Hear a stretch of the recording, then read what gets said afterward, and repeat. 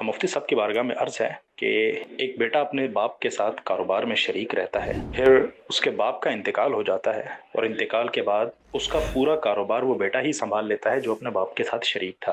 अब उस बेटे का कहना यह है कि ये कारोबार मेरा है और मेरा ही इसके ऊपर हक है, मेरे अलावा घर के किसी फर्द का इसके ऊपर कोई हक नहीं। तो मुफ्ती साहब से ये अर्ज है कि रहनुमाई फरमा दें कि क्या ऐसा दावा करना दुरुस्त है या नहीं। वालिद जिस दिन उनका इंतकाल हुआ तो उस दिन जो भी असबाब व अमलाक थे, जायदाद और जो भी माल था, तो लामहला वो सारा का सारा वर्सा की मिल्कियत में चला गया, किसी एक की मिल्कियत में नहीं आया।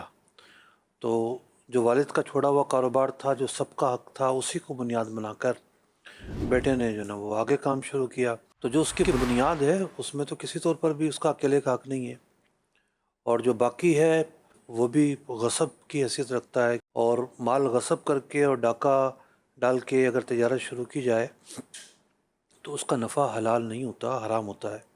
तो वो नफ़ा भी सदका करना होता है। लेकिन बेहतर ये है कि इस केस में कि उस नफ़े का भी जो है वो नफ़ा वर्सा ही को लुटाया जाए। वालिद और बेटे की इन्होंने मिसाल दी, अगर दो भाई काम करते हों और एक भाई का इंतकाल हो जाए तो जॉइंट फैमिली सिस्टम में बिलखुसूस ये बाज़-औक़ात होता है कि एक भाई का इंतकाल हो गया, अब उसकी फैमिली है, ज़ाहिर सी बात है, बच्चे हैं, तो वो दूसरा भाई जो हयात है और कारोबार में शरीक भी था साथ, तो वो कहता है ठीक है सभी अपना ही है, मिला जुला ही है, तो तकसीम करने की भी ज़रूरत नहीं है।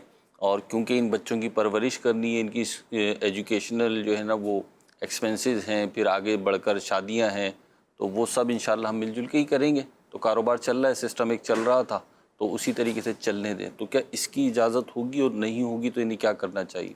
देखिए, जब एक का इंतकाल हुआ तो लामहला जो भाई के वर्सा हैं वो उनका शेयर भी आ गया, ठीक। और उन वर्सा के अंदर जो है वो नाबालिग अफराद भी मौजूद हैं। वर्सा की रजामंदी के बगैर काम को यूँ नहीं बढ़ाया जा सकता आगे।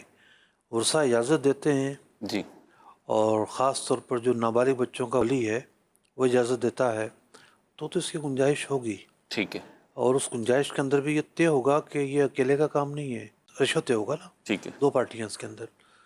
तो यूँ काम को आगे चलाया जा सकता है कि बाद लोग इस तरह के केसेस के अंदर इब्तदा में तो जो है वो हमदर्दी के तहत आगे बढ़ते हैं, लेकिन आगे जाकर बड़े मसाइल पैदा हो जाते हैं फिर, और बड़ी बड़ी गलतियाँ वाक़ई हो जाती हैं।